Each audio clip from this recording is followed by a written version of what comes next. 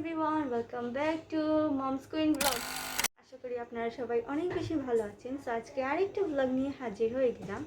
আমার সাথে আছে আমার বাইজি টাটা তাহিয়া। সবাইকে সালাম করুন। আসসালামু আলাইকুম। আমরা দুইজন ফুফু বাইজি মিলে একটা ব্লগ করব। মানে আমি একটা রেসিপি বানাবো আর সে আমাকে হেল্প করবে। আর এর পাশাপাশি আপনারা শাইয়ানকেও পেয়ে যাবেন, মানে ও মাঝে মধ্যে এসে আমাদেরকে জয়েন করবে আবার চলে যাবে। সো দেরি না করে আমাদের চ্যানেলটিকে সাবস্ক্রাইব এবং লাইক শেয়ার এবং সাবস্ক্রাইব। সকাল সকাল ক্লাসে গিয়েই দেখি বান্ধবী আমার জন্য ফুল নিয়ে বসে আছে। সেই ফুল নিয়েই আজকের ব্লগটা শুরু করলাম। প্রথমেই যেহেতু আমরা আলু পরোটা বানাবো সেজন্য আলুগুলো নিয়ে নিচ্ছি এবং গুনে নিচ্ছি কয়টা হয়েছে। আর এই যে আমার হেল্পিং হ্যান্ড শাইয়ান আলুগুলো নিয়ে নিচ্ছে। এগুলো এখানে রাখবে। Thank you Shayan. আজকে ফুপি কি বানাবো বলো? আলু পরোটা বানাবে আমাদের জন্য। আশা করি ভালো হবে, দেখতে যান। ওকে, লেটস সি যে কেমন হয় আমার আলু পরোটা। বাই। তো এই আলুগুলা আমি এখানে রেখে দিচ্ছি ধোয়ার জন্য। তো পানিগুলো আবার থাকুক। আর এগুলো হচ্ছে আমি একটু রেখে দিই, মানে দুপুরে খাওয়ার পর রাখা হয়েছিল। সো এক এক করে আমরা রেখে দিচ্ছি সবগুলো।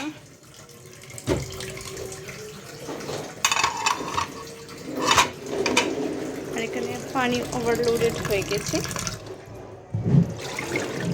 একটা বান্ধবী আরেকটা বান্ধবীকে ফুলের আবদার করবে এবং সেটা অপূরণ থেকে যাবে। এটা কি সম্ভব বলুন? ওটেও না। সেজন্যই তো আমার বান্ধবী তাবাসসুম আমার আবদারটা রেখেছে ফুলগুলো এনে দিই। যাই হোক, এখন যেহেতু আমরা আলু পরোটা বানাবো সেজন্য আলুগুলোকে সেদ্ধ করে নিয়েছিলাম। কিন্তু এখানে একটা টুইস্ট হয়ে গেছে, জানেন কি? একটা রেসিপি মেক করতে গিয়ে দেখি ও মা, কিচেনের তো অবস্থাই খারাপ। সেই দুপুরবেলা খাওয়ার পর সব কিছু রেখে দিয়েছেন, কেননা আমাদের ভাইয়া সেই দিন অনেক লেট করে এসেছিলেন এবং আমরা ভেবে রেখেছিলাম যে ভাইয়া আসলে আবার সবগুলা তরকারি বের করতে হবে, তাহলে থেকেই যাক, মানে ফ্রিজে আর ঢুকানো হয়নি। যেহেতু তখন সন্ধ্যা হয়ে গিয়েছিল তাই ভাবলাম ফ্রিজে ঢুকায় দেওয়াই ভালো হবে, কারণ এখন তো আর লাঞ্চের টাইম না, তাই না? আমি ভেবেছিলাম তাহিয়া এবং শাইয়ানকে নিয়েই তিনজন মিলে সব কাজগুলো শেষ করে করে ভিডিও করব, কিন্তু সন্ধ্যার সময় ওদের মিস চলে আসছেন দেখে ওরা পড়াতে গেছিল। আপনারা কি ভাবতেছেন আমি কোথায় থেকে এসেছি? আমি কিন্তু নিচ থেকে এসি নাই, কিন্তু আমি কিছুই নিচ থেকে উপকরণ এসেছি। এই ক্লিপসটা একটু ফানি হয়ে গিয়েছিল, তাই না গাইস? যাই হোক, আমার ব্লগের আরেকটা টুইস্টের কথা বলি। ফার্স্টেই ভেবে রেখেছিলাম যে আমি আলু পরোটা বানাবো, তারপর দেখি কি সব উপকরণগুলো কাটাকুটি শেষ করার পর আমার তো ঘরে ময়দাই নেই।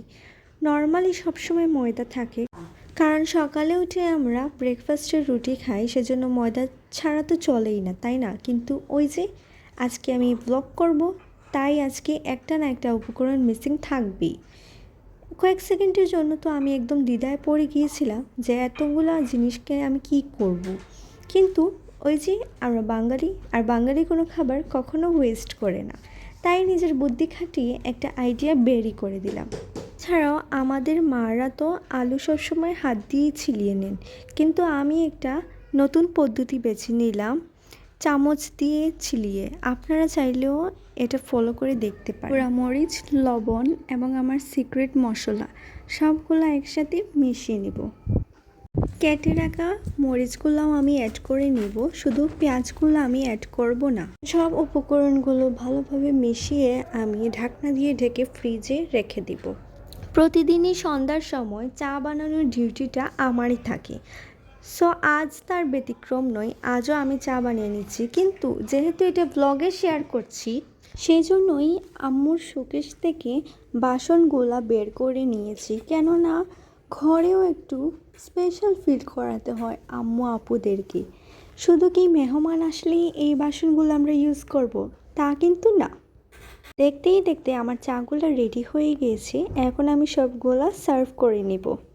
এবং এই দৃশ্য দেখার পর আমার ঘরের আপু আম্মু সবাই অবাক হয়ে গিয়েছেন। সবাই বলছেন যে আজকে কি কোনো মেহমান আসবে?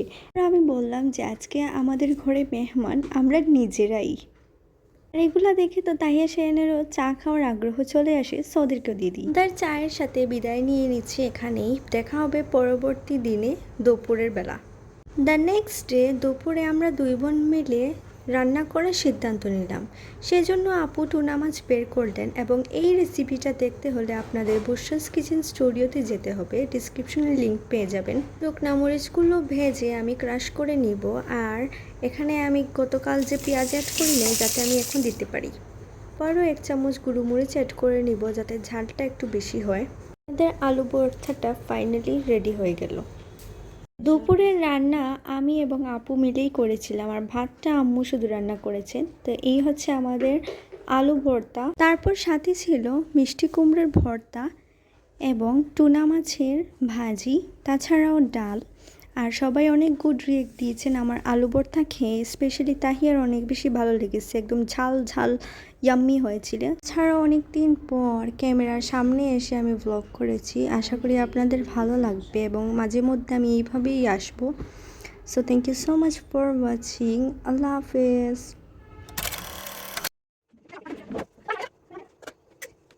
Everyone, welcome back to my YouTube channel. Welcome everyone, welcome back to Mom's Queen Vlog. Welcome everyone, welcome back to Study Happy Vlog.